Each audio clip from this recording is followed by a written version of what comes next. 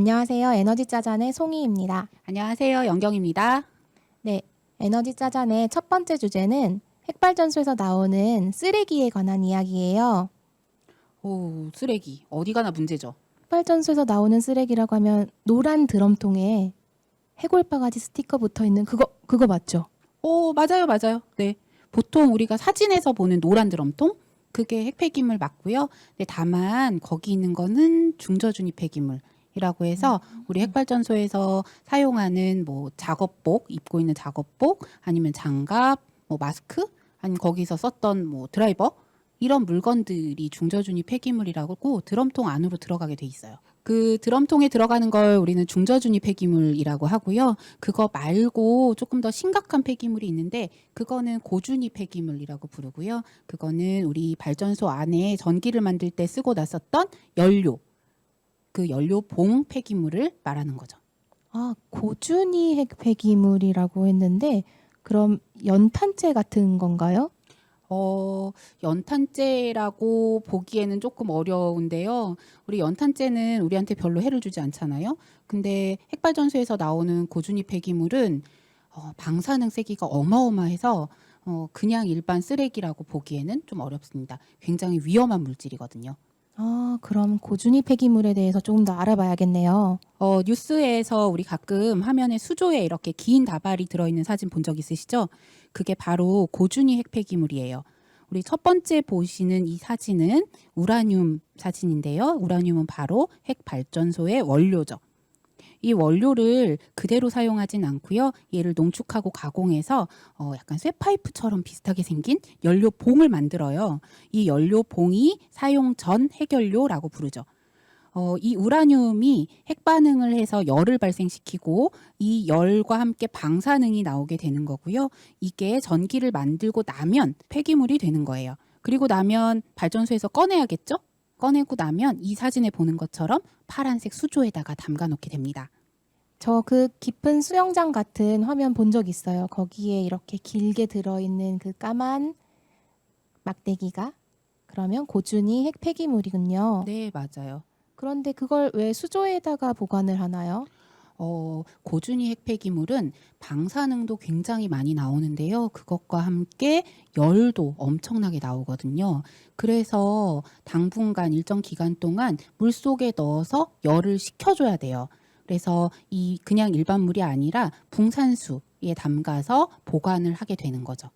아, 얼마나 방사능이 도대체 많이 나오는 건가요? 방사능의 세기가 반으로 줄어드는 것을 우리 반감기라고 부르는데요. 이 폐연료봉은 반감기가 무려 10만 년이나 된다고 해요. 그러니까 이 연료봉을 안전하게 보관해야 되는 기간은 최소 10만 년인 거죠. 고준위 말고 일반적으로 아까 말씀드렸던 중저준위 폐기물, 노란 드럼통에 있는 애. 그런 애들은 반감기가 한 300년이라고 하는데 300년만 해도 진짜 사실 어마어마한 기간이잖아요. 근데 고준위 폐기물을 10만 년을 기본으로 최소로 잡고 있으니까 상상할 수 없는 기간이기도 합니다.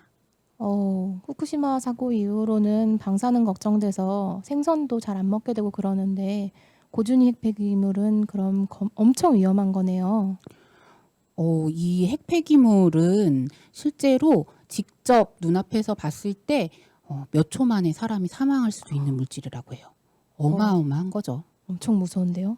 그러면 그러니까요. 발전기에서 꺼내서 수조로 옮길 때도 굉장히 조심을 해야 될 것 같아요. 그래서 수조는 발전소 안에 있어요. 멀리 옮기지 않게끔 하고 있고요. 그거 조금 옮기는데도 사실 예전에 옮기는 과정에 얘를 떨어뜨려서 되게 크게 언론에 나고 문제가 됐었던 적도 있거든요. 아, 그러면 핵발전소마다 이런 걸 보관하는 수조가 있는 거예요? 핵발전소마다 있죠. 우리나라는 핵발전소가 지금 24개가 운영 중이거든요. 그러니까 이 수조도 역시 24개가 있는 거죠.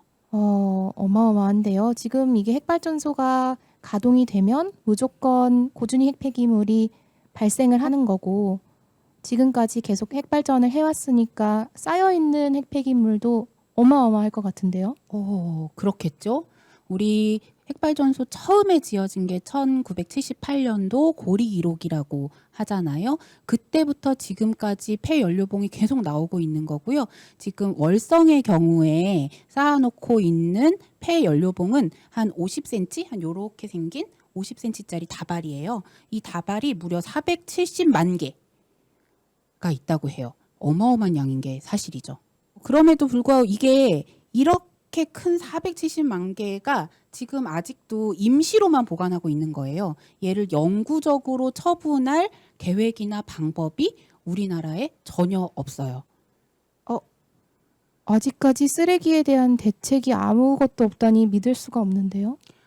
그쵸. 어이없는 현실이기도 해요. 원래대로 하면 핵발전소를 지을 때부터 이 쓰레기를 어떻게 처리할지 함께 계획을 세우고 추진을 했어야 되는데 아무도 그걸 하지 않았어요.